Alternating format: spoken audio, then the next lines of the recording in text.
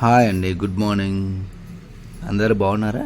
మేము నిన్న రాత్రి చాలా టైర్డ్ అయిపోయామండి, అందుకని వీడియో చేయలేకపోయినాం నైట్లో. ఇక్కడ నుండి మేము విజయవాడ నుంచి బయలుదేరేసాము. భద్రాచలంకి బస్సు ఎక్కేసాము. బస్సులో కూర్చొని వ్యూ చూస్తున్నాము. చాలా బాగా ఉంది చూడండి. ఇదంతా బస్సులోనే ప్రయాణం అవుతున్నాము.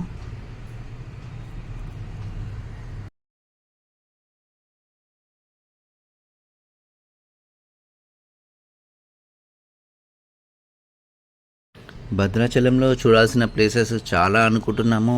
చాలా చాలా ప్రసిద్ధిగాంచినవి ఉన్నాయి కదా. మనము అక్కడ చూడాలని ఎన్నో రోజులు అసలు మేము బయలుదేరాలని ఎప్పుడో అనుకున్నాము, కాకపోతే వీలు కుదరలేదు. ఈ టైంలో పాప హాలిడేస్ ఉన్నాయి, పాప కూడా అడిగింది కదా అని తీసుకెళ్తున్నాను. ఇక్కడ అంతా మేము అనుకుంటున్నది అయితే భద్రాచలం దర్శనం చేసుకొని అటు పర్ణశాల చూసుకొని ఇంకా అక్కడ పాపికొండలు అనుకుంటున్నాము.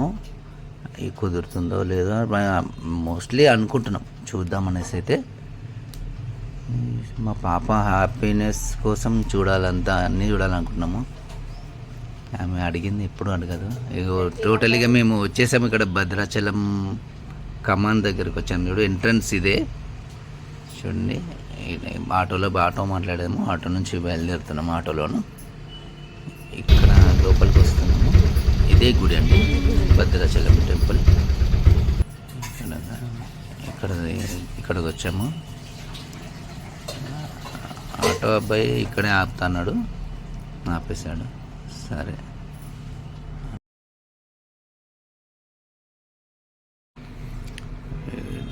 గుడిలోకి అయితే బయలుదేరామండి. దర్శనం అయితే చేసుకున్నాము, బాగా జరిగింది దర్శనం మాకు.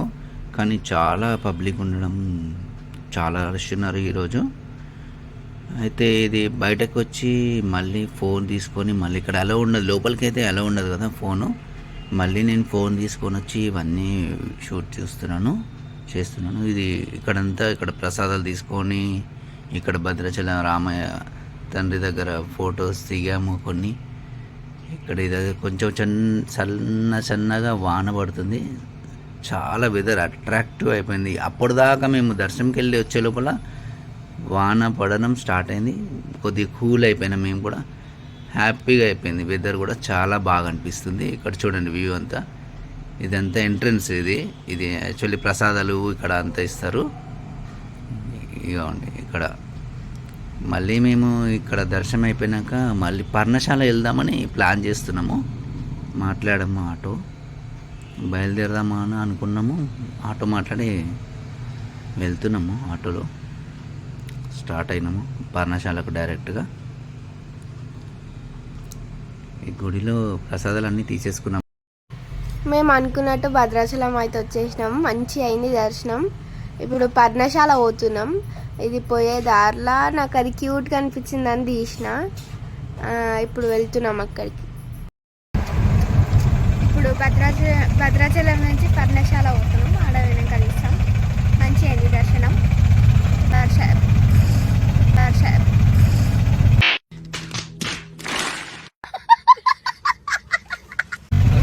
పర్ణశాల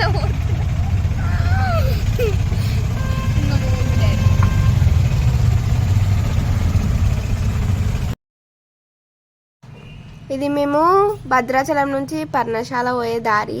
అక్కడ కొన్ని వీడియోస్ కూడా చేస్తాం మేము, అది కొంచెం వైరల్ కూడా అయింది. పసుపు కుంకాలు కానీ లేవు.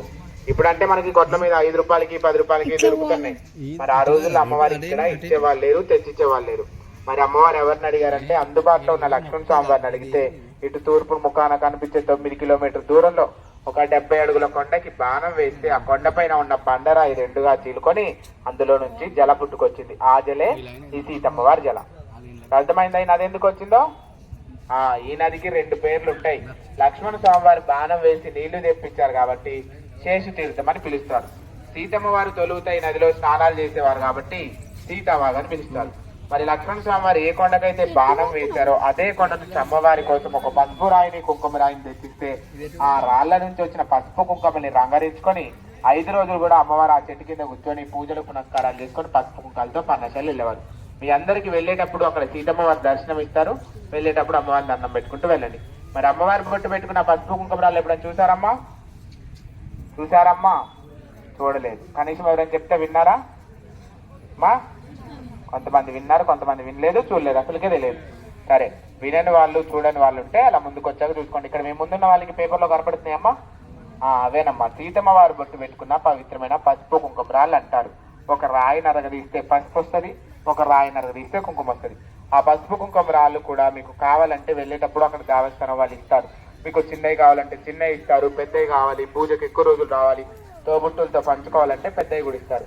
ఆ ఇంటికి తీసుకెళ్ళాక మీ పూజా గదిలో పెట్టుకొని గంధం లాగా అరగ తీసుకొని ఏదైనా మంచి పని మీద కానీ ఏదైనా శుభకార్యాలకి కానీ ఏదైనా ముఖ్యమైన పని అనుకొని బయటికి వెళ్ళేటప్పుడు ఆ బొట్లు పెట్టుకొని వెళ్తే ఎలాంటి పని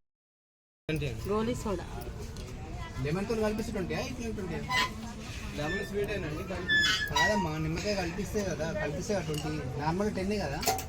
అది తాగితేనే మొత్తం డ్రెస్ మీద పడబోసుకుంటాను సార్. 10 రూపాయలు అది స్వీట్ అంటే నిమ్మకాయ సోడి అమ్మా 20 రూపీసేనా? సాల్ట్ చేయాలా? అయ్యో ఆపినావా? తాగరు మీరు. సాల్ట్ అయితే డైరెక్ట్ రాదు, మరి గ్లాసులో తయారు చేసి గ్లాసులో తయారు చేసి ఇవ్వమంటుంది.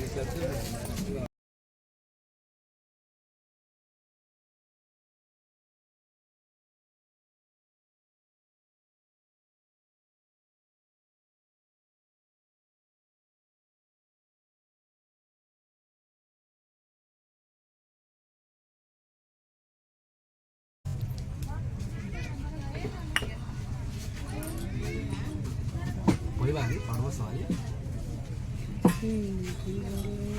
మమ్మీ చెప్తాను ముందు. అమ్మ నేను చెప్తావు నానికి ఎందుకంత నేను చెప్తున్నాను. మా మమ్మీ తిట్టినాను.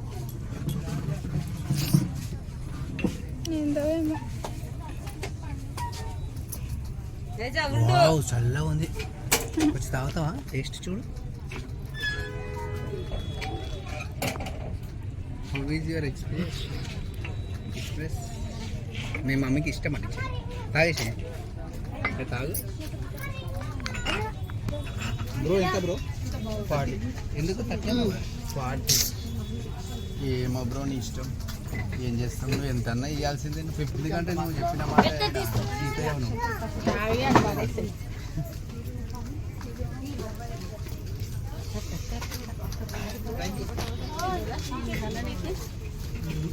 నేను కొట్ట నీకు జై హనుమాన్. కోపం వచ్చిందంటే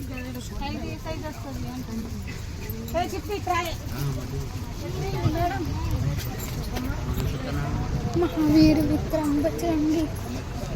అడుగు వీడనా బ్యాంగిల్స్ ఎంత అంటే చిన్న సైజు ఇది 150. పెద్ద రేట్ ఎక్కువ. 120.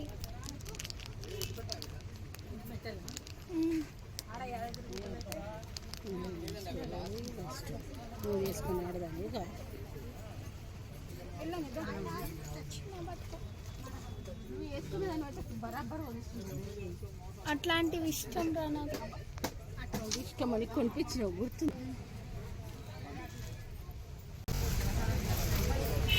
నల్ల ఎందుకుందమ్మా? తెల్ల లేదా?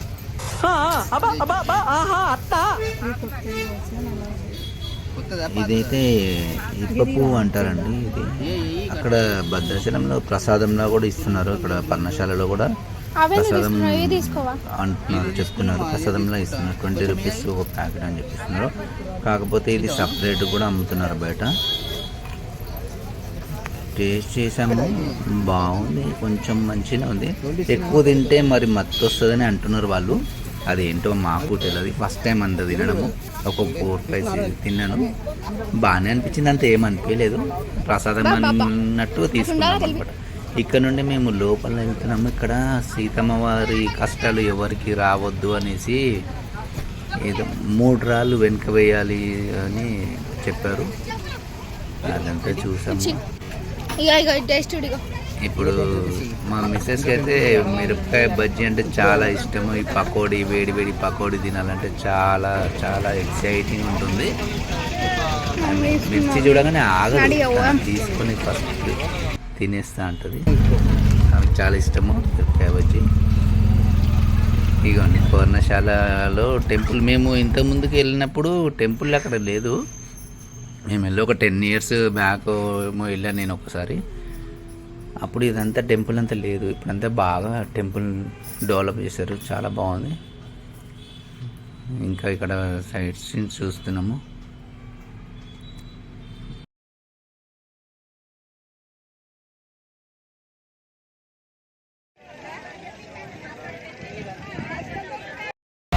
అయిపోయింది మా పర్ణశాల దర్శనం. అయిపోయింది, మళ్ళీ రిటర్న్ పోతున్నాం. మళ్ళీ రిటర్న్ భద్రాచలం పోయి ఆడ లాకర్లో లగేజ్ ఉంది, అవి తీసుకోవాలి. తర్వాత నెక్స్ట్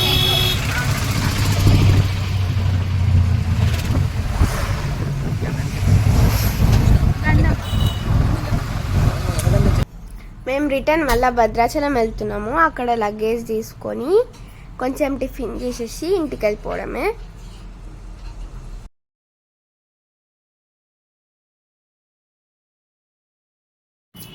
మేము అక్కడికి వెళ్ళే దారిలో మాకు ఇక్కడ సుబ్రహ్మణ్య స్వామిది గుడి కనిపించింది. అక్కడ చాలా పెద్ద స్టాచ్యూ ఉంది, విగ్రహం ఉంది. అక్కడికి వెళ్ళి ఫొటోస్ దిగినాం. వచ్చేసినాం. ఇప్పుడు ఇది గోదావరి దగ్గరికి వెళ్తున్నాం. ఇప్పుడు అక్కడ స్నానం చేయలేదు, కానీ వెళ్ళి కొంచెం దీపం వదిలేసి వచ్చినాము. గంగదీపం వదిలేసి వచ్చినాము. ఇక్కడ మా డాడీ అదే ప్రాసెస్లో ఉన్నాడు. చూడండి మంచిగా, అది వెలుగుతలేదు కానీ వెలిగించినాము కష్టపడి.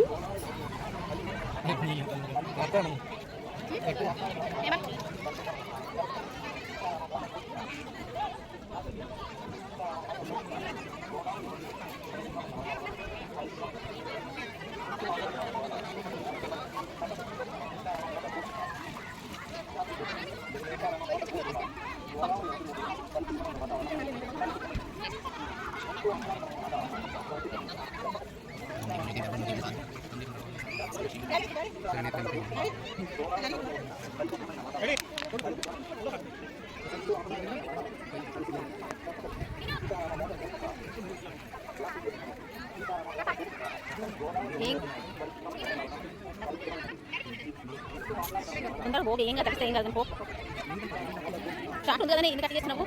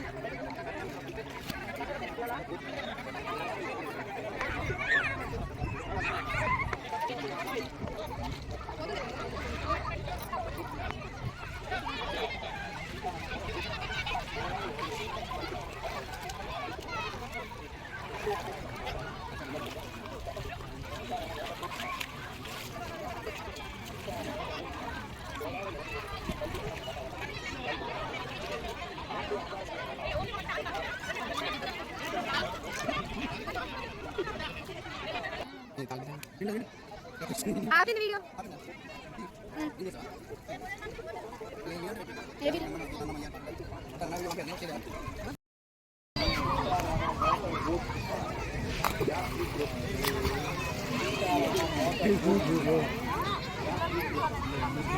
Sitarama motor boat car, Sitarama motor boat car, యాత్రి సీతారామ మోటార్ బోట్ కార్.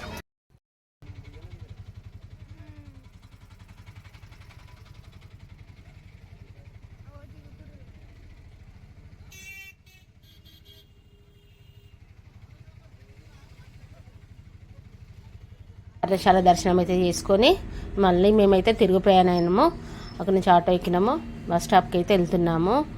ఇంకా బస్ స్టాప్కి వెళ్ళేసి భద్రాచలం బస్ స్టాప్కి వెళ్ళేసి అక్కడి నుంచి మేము హైదరాబాద్ వచ్చేస్తున్నాము.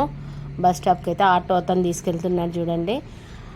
మాకైతే ప్రశాంతంగా దర్శనం అయితే అయింది. కాకపోతే రాములవారి గుడిలోనే ఫుల్ జనాలు ఉన్నారు కాబట్టి కొద్దిగా ఇబ్బంది అయింది. ఎందుకంటే హాలిడేస్ కాబట్టి ఫుల్ రష్ కానీ బాగా జరుపుకున్నాము. వచ్చేసాము మేమైతే బస్ స్టాప్కి, భద్రాచలం బస్ స్టాప్ డిపో. మా వీడియో కానీ నచ్చినట్లయితే లైక్ చేయండి, షేర్ చేయండి, అలాగే సబ్స్క్రైబ్ చేసుకోండి. మా ఛానల్కి గంట కొట్టండి. బాయ్.